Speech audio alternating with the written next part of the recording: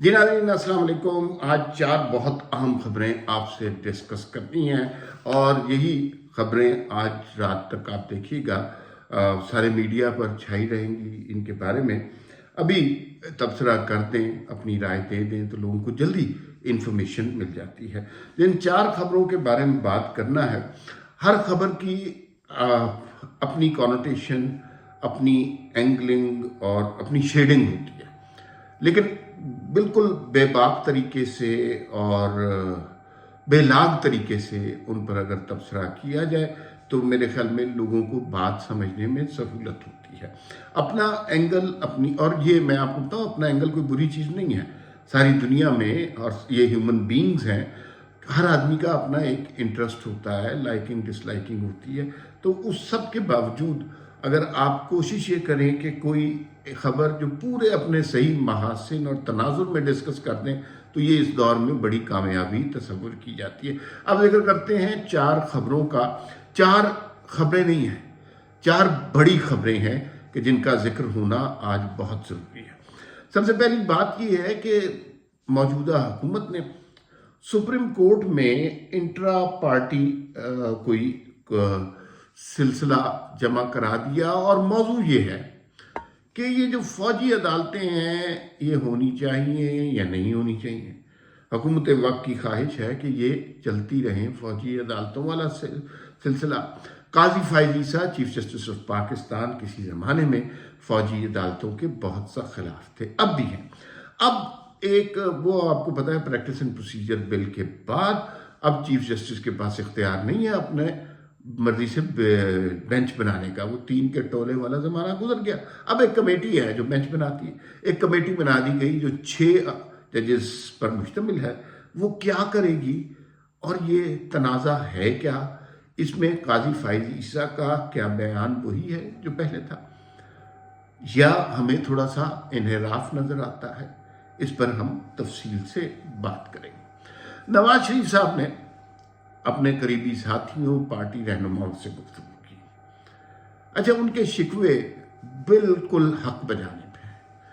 वो ये तो बात ही नहीं कर रहे कि हम देखें मीडिया क्या कर रहा है। मीडिया उन्हें आज के मैदान में फंसा रहा है कि जी पेट्रोल की कीमत कितनी बढ़ गई है, देखें क्या हुआ, और ये देखें जी बिजली की कीमत कितनी बढ़ गई है। नवाज शरीफ साहब ये बात ही नहीं करना चाह रहे, हालांकि ये लोगों के बुनियादी मसाइल है। वो बात करना चाह रहे हैं कि उन्हें 1993 में क्यों निकाला गया, 1999 में क्यों निकाला गया, और उस वक्त की जो रंजिशें हैं वो उनके दिल में हैं। ये नहीं हुआ कि वो रंजिशें खत्म हो गई, वो हैं बिल्कुल उनके दिल में। और ख़ास तौर पे भारत के साथ ताल्लुकात एक बहुत खौफनाक मौजू था इसमें 93 में और 99 में। तो इस पे बात करेंगे। उस वक्त सूरत हाल क्या थी, मोदी क्यों आए, लाहौर से ट्रेन चली, इंडिया से ट्रेन चली, लाहौर आई, लेकिन उस सब का नवाज शरीफ को फ़ायदा हुआ, पाकिस्तान को फ़ायदा हुआ, नुकसान हुआ? गद्दारी की तहमत लगी या पाकिस्तान को तरक्की के रास्ते पे चलने से रोक दिया गया? ये बहुत इंपॉर्टेंट मौजू है, क्योंकि नवाज शरीफ पे ये बहुत इल्ज़ामात लगाए गए कि 400 हिंदू इनके इंडियन काम करते हैं, और पता नहीं क्या कुछ गद्दारी के जितने फतवे किताबों में लिखे होते हैं सारे के सारे लगा दिए गए। लेकिन इसको डिटेल से डिस्कस करने की ज़रूरत है। क्या इंडिया से तिजारती ताल्लुकात की बात करना इस सरजमीन के साथ गद्दारी है, या इस ज़मीन के साथ वफा का सबूत है? इसके ऊपर बात करेंगे। एक और मौजू जो बहुत ज़्यादा डिस्कस हो रहा है वो फवाद चौधरी, साबिक वज़ीर इत्तलात, जो कि हिरासत में हैं, और उनके भाई फैसल चौधरी और फवाद चौधरी की अहलिया के दरमियान जो एक चपकलिश सी चल रही है। उनकी अहलिया का एक ट्वीट भी इस सिलसिले में सामने आया, और कुछ इस तरह की बातें लग रही हैं जैसे दोनों भाइयों के दरमियान इख्तलाफ पैदा होगा। फवाद चौधरी, फैसल चौधरी जो हैं वो मौके से फ़ायदा उठा रहे हैं, और हिबा चौधरी को लग रहा है कि वो और फवाद चौधरी जो हैं कहीं पीछे रहते जा रहे हैं। इलेक्शन में फैसल चौधरी पीटीआई की तरफ से इलेक्शन लड़ रहे हैं, फवाद चौधरी तौबा ताइब कर चुके हैं। ایک زمانے میں یہ بھی سنا کہ ہبا چودھری فیصل چودھری کے مقابلے میں الیکشن لڑیں گی۔ اب اس کی تصحیح ہو گئی ہے کہ ہبا چودھری جو فیصل چودھری کی بھابھی اور فواد چودھری کی اہلیہ ہے، وہ فواد چودھری کی کورنگ کینڈیڈیٹ ہوں گی۔ ظاہر ہے اگر جیل میں ہیں، کسی وجہ سے نااہل ہو جاتے ہیں، لیکن اگر وہ الیکشن نہیں لڑتے تو بڑا دلچسپ مقابلہ ہوگا جہلم میں کہ بھابھی اور دیور یہ آپس میں الیکشن ایک دوسرے کے خلاف لڑ رہے ہوں گے۔ دونوں پی ٹی آئی کے بڑے سپورٹر رہے ہوئے ہیں، فواد چودھری بھی ظاہر ہے وہ منسٹر، اور فیصل چودھری بھی ہر مشکل وقت میں پی ٹی آئی کے کام آئے۔ تو اب پی ٹی آئی ہے ہی نہیں، تو اب سمجھ نہیں آ رہی ان لوگوں کو کیا کرنا ہے، کیسے اپنے نریٹو کو آگے بڑھانا ہے۔ کیا آپس کی چپکلش کا فائدہ مسلم لیگ نون اٹھا لے گی اور جہلم سے ان کی نشست ان سے چھین لے گی؟ اس کے اوپر بھی بات کریں گے۔ اچھا، آخری موضوع جس پر ہم نے بات کرنا ہے، بلاول بھٹو نے ایک جگہ تقریر کرتے ہوئے، تیمیر گرہ جگہ ہے وہاں پر گفتگو کرتے ہوئے کہا کہ جس نے 3 دفعہ وزیر اعظم بن کر کچھ نہیں کیا، وہ 4تھی دفعہ وزیر اعظم بن کر کیا کرے گا؟ یعنی وہ ڈائریکٹ ہٹ کر رہے تھے میاں نواز شریف پر، اور انہوں نے کچھ اس طرح کا دعویٰ بھی کیا کہ وہ نواز شریف کو 4تھی دفعہ وزیر اعظم نہیں بنیں گے۔ بات اس طرح کی بھی کی، جو 3 دفعہ فیل ہو گیا وہ 4تھی دفعہ پاس نہیں ہو سکتا۔ یہ ظاہر ہے سیاسی گرما گرمی میں کئی باتیں ہیں، ورنہ بلاول بھٹو سے بہتر کون جانتا ہے کہ نواز شریف کو یا سیاستدانوں کو یہاں حکومتوں سے کیسے بے دخل کیا جاتا ہے۔ ان کی اپنی والدہ 2 دفعہ بے دخل ہوئی، ان کے نانا بے دخل نہیں ہوئے بلکہ پھانسی پہ بھی چڑھائے گئے، ان کی والدہ کا دن دہاڑے سرے عام قتل ہوا۔ تو بلاول بھٹو کو دیکھیں، سیاسی اختلاف ضرور کرنا چاہیے، وہ تو ان کا حق ہے، لیکن اس سیاسی اختلاف میں جو جمہوریت کی بنیادی قدریں، جو میثاق جمہوریت کی بنیادی شقیں ہیں، وہ بھولنی چاہیے۔ اس کی بنیادی شقیں یہ تھیں کہ ہم اپنی اپنی سیاسی جنگ ضرور لڑیں گے، لڑیں۔ پیپلز پارٹی جو حصہ بقدر جثہ جو کوئی حصہ لے سکتی ہے وہ ضرور لے، لیکن کیا پیپلز پارٹی مسلم لیگ نون کو تباہ کر کے آگے بڑھ سکتی ہے، یا مسلم لیگ نون پیپلز پارٹی کو تباہ کر کے آگے بڑھ سکتی ہے؟ اگر ایسی کوئی چیز کی گئی تو یہ میثاق جمہوریت کی منافی ہوگا۔ ایک دوسرے کو زندہ رکھنے سے ہی، پارٹیوں کو زندہ رکھنے سے ہی جمہوریت کی بقا ہے، ختم کرنے سے ڈکٹیٹرشپ کا خطرہ ہر وقت موجود رہتا ہے۔ یہ 4 موضوعات ہیں، اس پہ بات کرتے ہیں۔ سب سے پہلے بات ہم نے کی انٹرا کورٹ کے حوالے سے، فوجی عدالتوں کا مسئلہ۔ قاضی جو ہیں قاضی صاحب، وہ کس زمانے میں بڑے ووکل تھے کہ نہیں بھائی، سویلین کا ٹرائل فوجی عدالتوں میں نہیں ہو سکتا، یہ جمہوریت کی آئین کی خلاف ورزی ہے۔ تھریٹیکلی اس سے بہتر بات ہو ہی نہیں سکتی۔ ہر ڈیموکریٹ کو، ہر جمہوریت پسند کو اس بات کو پسند کرنا چاہیے اور اس بات کے حق میں آواز بلند کرنی چاہیے۔ ریالٹی کیا ہے، پریکٹیکل سچویشن کیا ہے؟ اب قاضی صاحب نے، اور وہ ایک کمیٹی نے بینچ بنا دیا، اس کمیٹی میں قاضی صاحب کو اس لیے نہیں رکھا گیا، قاضی صاحب نہیں ہے اس کمیٹی میں، شاید اس کی ریزن یہ ہے کہ قاضی صاحب بہت زیادہ ووکل رہے ہیں اس کے حوالے سے، اور جب ووکل رہتا ہے کوئی جج کسی ایک موضوع کے حوالے سے، اس کا مطلب وہ اپنا ذہن دے دیتا ہے، اس کے فیصلے کی، اس کے ججمنٹ کی مزید ضرورت نہیں ہوتی، لوگوں کو اندازہ ہوتا ہے کہ وہ کیا کہنا چاہ رہے ہیں، کیا کرنا چاہ رہے ہیں۔ ایک اور بینچ بن گیا، 6 ججز پر مشتمل بینچ۔ ڈسکس کیا ہوگا، کیا سویلینز کا ٹرائل فوجی عدالتوں میں ہو سکتا ہے کہ نہیں ہو سکتا؟ اس میں ہر طرح کے ججز ہیں، ڈیموکریسی والے بھی ہیں، ٹرکوں والے بھی ہیں، سارے بالکل ایک خوبصورت گلدستہ بنا ہوا ہے ججز کا جو یہ ڈیسائیڈ کریں۔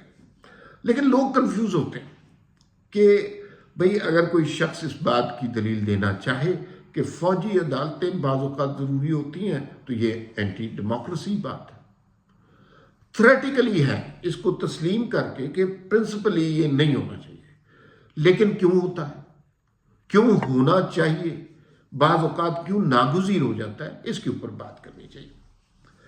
ہمارے ہاں کا عدالتی سسٹم ایسا ہے کہ جس میں مجرم کے لیے بچ نکلنے کے بڑے امکانات ہوتے ہیں، معاملات کو ڈیلے کرنے کے بڑے امکانات ہوتے ہیں۔ ہمارے ہاں دہشت گردی کے حوالے سے جو مقدمات درج کیے گئے، کبھی کسی کا فیصلہ نہیں ہو سکا، اور اگر اس کی وجہ بنیادی طور پہ ججز میں خوف تھا۔ وہ عدالتیں ججز دہشت گرد اڑا دیا کرتے تھے تو کسی نے دیا ہی نہیں، کوئی گواہی نہیں دیتا تھا۔ پھر معاملات تعطل میں ڈالنے کا بڑا بہانہ تھا، کوئی تاریخ ڈلوا دی 2 سال کے بعد کی، بس پھر عیاشی کرتے پھر بہت سارے مقدمات 20-20 سال 25-25 سال نسلیں گزر جاتی ہیں، مقدمات جاری رہتے ہیں اور کوئی فیصلہ نہیں ہوتا۔ زمین کے تنازع کا دیکھ لیجئے، نانا نے مقدمہ دائر کیا اور نواسے کو جا کے اس کا حق ملا۔ یہ ہماری عدالتوں کی تاریخ ہے۔ اچھا، جو فوجی عدالتوں میں جس سویلین کے ٹرائلز کی بات ہو رہی ہے، وہ زیادہ تر ریفرنس بن رہا ہے 9 مئی کے حوالے سے، اور اس میں کہیں نہ کہیں یہ بات بھی آ رہی ہے، کیا عمران خان کا ٹرائل فوجی عدالتوں میں ہونا چاہیے؟ یہ بھی بات آ رہی ہے۔ اچھا، میں ذاتی طور پہ سمجھتا ہوں کہ قومی سلامتی کی نوعیت کے جو معاملات ہیں، جن کا فوری طور پر فیصلہ ہونا چاہیے، ملک کے خلاف بغاوت میں کوئی شامل ہے، کوئی شخص جو ہے ریاست کے تنصیبات کی توڑ پھوڑ میں کوئی شخص شامل ہے، اور کوئی شخص ہمارے انسٹیٹیوشن کے خلاف آگ لگانے میں شامل ہے، کوئی شخص ریاست پاکستان اور آئین پاکستان کے خلاف کسی کارروائی میں ملوث ہے، جس کا آپ کو فوری فیصلہ درکار ہوگا، تو میرے خیال میں اس کے لیے ریاست کے مجرموں کے خلاف فوجی عدالتیں اور اس میں سویلین کا ٹرائل ہو سکتا ہے۔ نہیں ہونا چاہیے، آپ کا عدالتی سسٹم اتنا مضبوط ہونا چاہیے کہ ضرورت نہ پیش آئے، لیکن اس ملک کے عدالتی سسٹم میں اس کی ضرورت ہے اور بڑی شدت کے ساتھ ضرورت ہے۔ اگر یہ نہیں ہوگا تو 9 مئی کے مجرمان تھوڑے عرصے کے بعد ہاتھ میں پیٹرول کی بوتلیں اور ڈنڈے پکڑ کے نکلیں گے، اور کوئی مینار پاکستان پہ چڑھ جائے گا، کوئی GHQ پہ بھی چڑھ جائے گا، کوئی کسی کور کمانڈر کے گھر پہ حملہ کرے گا، کوئی علامہ اقبال کے مزار کو آگ لگا دے گا۔ تو اس کے لیے ہمیں کلیئرٹی درکار ہے، ایسے مجرمان کے خلاف کچھ نہ کچھ کارروائی فوری طور پر ہونی چاہیے۔ اچھا، اس کے لیے دنیا بھر میں ایک کانسیپٹ موجود ہے کہ فوری عدالتیں یا فوری انصاف کی عدالتیں، ریپڈ جسٹس سسٹم، وہ ہمارے ہاں ایسا کوئی نہیں ہے۔ تو اب یہ سویلین کا ٹرائل فوجی عدالتوں میں ہوتا ہے کہ نہیں، وہ سب کچھ منحصر ہے اس بینچ کی کارروائی کے اوپر۔ لیٹس سی کیا ہوتا ہے۔ اب بات کر لیتے ہیں نواز شریف جو پارٹی رہنماؤں سے گلے شکوے کر رہے ہیں۔ دیکھیے، پاکستان اور بھارت 2 علیحدہ ملک ہیں۔ ہم اکٹھے تھے کس زمانے میں، علیحدہ ہو گئے، 75 سال گزر گئے، ہم تقریباً حالت جنگ میں گئے، ہم دونوں غریب ممالک ہیں، ہمارے ہاں غربت افلاس دونوں ممالک میں بے تحاشا ہے۔ کیا ہم افورڈ کر سکتے ہیں کہ اتنا اسلحہ، اتنی لاجسٹکس، اتنا مین پاور ایک دوسرے کے لڑنے پہ؟ اور دوسرا، کیا ہمارے حالات اس لڑائی سے بہتر ہو رہے ہیں؟ کیا ہم دونوں ممالک کو ایک دوسرے کو تسلیم نہیں کر لینا چاہیے؟ حقیقت کے طور پہ ایک دوسرے کو کوشش کریں کہ ایک دوسرے کے خلاف کوئی غلطی نہ ہو۔ غلطیاں زیادہ تر بھارت کی طرف سے ہوئی ہیں، یہ بھی تسلیم کرنا چاہیے، لیکن کوئی نہ کوئی معاملات آگے چلنے چاہیے۔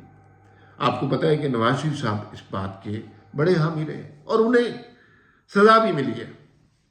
واجپئی صاحب خود آ گئے بس میں بیٹھ کے، ہم نے استقبال کیا ان کا، کتنی بڑی بات تھی۔ انڈیا 1 ارب کی آبادی کا وزیر اعظم پاکستان آ گیا، چاند پہ وہ پہنچ چکے ہیں، ہم ابھی تک کامن پن یا سوئی دھاگا نہیں بنا سکے، تو وہ آ گیا۔ پھر نواز شریف صاحب کے پاس کے گھر میں کوئی شادی کا فنکشن تھا اور نریندر مودی 1 ارب آبادی کا وزیر اعظم ان کے گھر آ گیا، ایسے ہی جیسے کوئی رشتہ دار آیا تھا۔ یہ ہمارے لیے عزت کی باتیں تھیں، ہم نے اسے تانا بنا دیا، ہم نے اسے جرم بنا دیا، نواز شریف کو غدار کہلوانا شروع کر دیا۔ اب دنیا کے تناظر میں دیکھا جائے تو دو ممالک اس طرح کے آپس میں لڑتے ہوئے معاشی طور پر ترقی نہیں کر سکتے. اس کا مطلب ہے کہ نواز شریف سے پھر کوئی کام درپیش ہے، کوئی لاہور سے انڈیا بس سروس چلانی ہے یا بھارت سے تعلقات ٹھیک کروانے ہیں. یہ اگر کروانے ہیں تو نواز شریف کو تو یہ خطرہ ہوگا نا کہ انہی کے کہنے پہ میں شروع کرتا ہوں اور یہی بعد میں مجھ پہ غداری کے تانے لگانے شروع کر دیتے ہیں. تو وہ انہوں نے 93 کے بھی بات کی اور 99 کی بات کی. انہوں نے کارگل کے بارے میں بالکل کہا کہ کارگل جو ہے وہ نہیں کرنا چاہیے تھا. اور آپ کو پتہ ہے کہ بطور وزیر اعظم نواز شریف کو کارگل کا نہیں پتہ تھا. یعنی وزیر اعظم کے مشورے کے بغیر ہی مشرف صاحب نے یہ فیصلہ کر لیا کہ کارگل جنگ کرنی ہے. جو ملک کا وزیر اعظم ہے اسے پتہ ہی نہیں. اور آپ کو پتہ ہے کہ وہ بات بڑی مشہور کی. کتنے نیگیٹو لوگ ہیں یار یہ کہ کس طرح باتیں مشہور کرتے ہیں. نواز شریف کے بارے میں مشہور ہے کہ نہیں بڑی امپورٹنٹ میٹنگ ہوتی ہیں تو نواز شریف کہتے ہیں نہیں کھانا کھاؤ پائے شائے کھاؤ. یہ کس بات سے؟ نواز شریف کو جب کارگل کا بتایا گیا اس وقت کارگل کے حوالے سے ہمارا بہت نقصان ہو چکا تھا اور یہ بیوقوفی جنرل مشرف کی تھی. اب انہیں بتایا گیا تو وہ اس وقت انٹرسٹڈ ہی نہیں تھے کہ بھئی ایک بات کا مجھے ہی نہیں پتا، میں وزیر اعظم ہوں. آپ نے اپنے طور پہ اس وقت انہوں نے کہا جی چھوڑیں جی جو بھی ہے کھانے جانے کی بات کریں. He was not interested. وہ لوگ جو شہید ہوئے اس میں ہمارے بے گناہ، ان کا ذمہ لینے کو تیار نہیں تھے. اور ادھر یہاں پہ یہ کیمپین چل گئی اور نہیں جی نہیں نواز شریف کو کیا پتا. نواز شریف تو کہتا ہے کہ بھئی پائے شائے کھانے ہیں. یہ وہ واقعہ ہے اور بڑا تکلیف دہ واقعہ ہے. تو نواز شریف کے دل سے وہ قدورتیں وہ رنجشیں نہیں گئیں اور وہ ان کا حساب چاہتے ہیں. تیسری خبر کر لیتے ہیں. بھئی بڑی انٹرسٹنگ سچویشن ڈیولپ ہو رہی ہے فیصل چودھری، فواد چودھری اور ہبا چودھری کے درمیان. فیصل چودھری الیکشن لڑ رہے ہیں پی ٹی آئی کے ٹکٹ سے. فواد چودھری سنا ہے ان سے بہت سخت ناراض ہیں اس بات میں. اور ہبا چودھری ان کے مقابلے میں الیکشن لڑ رہی ہیں. کچھ دوستوں کی بات ہوئی محترمہ ہبا چودھری صاحبہ سے. انہوں نے کہا کہ میں الیکشن نہیں لڑ رہی لیکن میں کورنگ کینڈیڈیٹ کے طور پر موجود ہوں. ہبا چودھری نے فیصل چودھری پر یہ الزام لگایا کہ فیصل چودھری کی وجہ سے بچے اپنے باپ کو نہیں مل پائے. حالانکہ ابھی پچھلے ملاقات ہوئی ہے اس میں فیصل چودھری اور فواد چودھری ہنستے کھیلتے آپس میں بات کرتے رہے. کوئی ان کے درمیان اختلافات نظر نہیں آئے اور کوئی ایسی بات نہیں نظر آئی کہ جس میں یوں لگے لکھ کے رنجشیں پیدا ہونی ہیں. لیکن رنجشیں ہیں. اب ان رنجشوں کا نتیجہ کیا نکلتا ہے؟ کیا جیلم سے اگر یہ بھابھی اور بھائی جو ہے دیور آپس میں متصادم ہوں گے الیکشن میں تو کیا الیکشن جیتا جا سکتا ہے؟ یا یہ نون لیگ کو بڑا سوٹ کرے گا، وہ اس موقع سے فائدہ اٹھائیں گے، اپنے کینڈیڈیٹ کو سامنے لائیں گے اور یہ سیٹ جیت لیں گے. تو ذاتی معاملات ہیں خاندان کے، ان کو زیادہ ہوا نہیں دینی چاہیے. لیکن بہرحال تکلیف دہ معاملات ہیں اور فواد چودھری مشکل میں ہے آج کل. اللہ تعالیٰ ان کی مشکل آسان کرے. کسی کو اس حال میں دیکھ کر خوش نہیں ہونا چاہیے یا اس کا تمسخر نہیں اڑانا چاہیے. ہمارے ہاں کا سسٹم ایسا ہے کہ جو شخص مذاق اڑا رہا ہوتا ہے تھوڑے دنوں تک وہ خود تماشا بن چکا ہوتا ہے. فواد چودھری نے بہت سے لوگوں کا تماشا اڑایا، بہت سے لوگوں کو بہت غلیظ زبان میں مخاطب کیا. لیکن اس کے باوجود میری کم از کم یہی دعا ہے کہ مشکلات ان پر کم ہوں اور وہ کیونکہ بہرحال ان کا نریٹو تو پولیٹیکل تھا نا. حالانکہ انہوں نے ایک دوسری جماعت بھی جوائن کر لی، تحریک استحکام، اس کے جلسے میں بھی موجود تھے اور ابتدائی معاملات جب ہوئے اور بالکل کونے میں چھپ کے بیٹھے ہوئے تھے. لیکن اب وہ بہرحال ٹیگ تو ان کے اوپر بہت بڑا ہے. آخری بات ذرا بلاول بھٹو کے حوالے سے کر لیں. بلاول بھٹو نے جو ہے جس طرح کی تنقید کرنا شروع کی ہے وہ ان کو زیب نہیں دیتی. مجھے یوں لگتا ہے کہ آصف زرداری جو بات کرتے ہیں وہ زیادہ بہتر ہوتی ہے، ان کو سمجھ ہے معاملات کی. لیکن بلاول بھٹو جس بات میں آ کے وہی حرکتیں کر رہے ہیں جو نواز شریف اور بینظیر نے 88 سے 97 تک کی ہیں. ایک دوسرے کے خلاف دشمنی میں اتنے آگے بڑھ گئے کہ اس کا فائدہ عامروں نے اٹھایا ہے، اس کا فائدہ جمہوریت کو نہیں ہوا۔ تبھی تو 2006 میں یہ فیصلہ کیا گیا تھا کہ ہم اپنی اپنی جنگ ضرور لڑیں گے، لیکن اس جنگ میں جمہوریت کے بنیادی فلسفے سے آگے نہیں بڑھیں گے۔ نواز شریف صاحب بلاول بھٹو سے بہت سینئر ہیں، عمر کے اعتبار سے بھی، تجربے کے اعتبار سے بھی۔ بلاول بھٹو کا سب سے بڑا کارنامہ یہ ہے کہ وہ شہباز شریف کے دور میں وزیر خارجہ رہے ہیں، یہ ان کی میکسیمم اچیومنٹ ہے اب تک، اور وہ اس شخص پہ تنقید کر رہے ہیں جو 3 دفعہ پاکستان کا وزیر اعظم بن چکا ہے۔ اور نواز شریف فیل نہیں ہوئے تھے، جو بلاول بھٹو انہیں تانا دے رہے نا کہ جو 3 دفعہ فیل ہوا وہ 4تھی دفعہ کیسے پاس ہو، نواز شریف فیل نہیں ہوئے تھے۔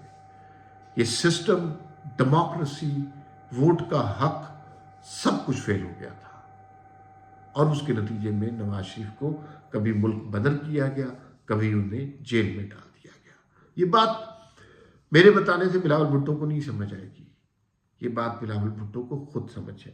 تو سیاسی ہمہ ہمی میں، انتقام میں اتنا آگے نہ نکل جائیں کہ جمہوریت پر ہی کمپرومائز کرنا پڑے۔ فی الوقت اتنا ہی، پھر ملاقات ہوگی۔ اللہ حافظ۔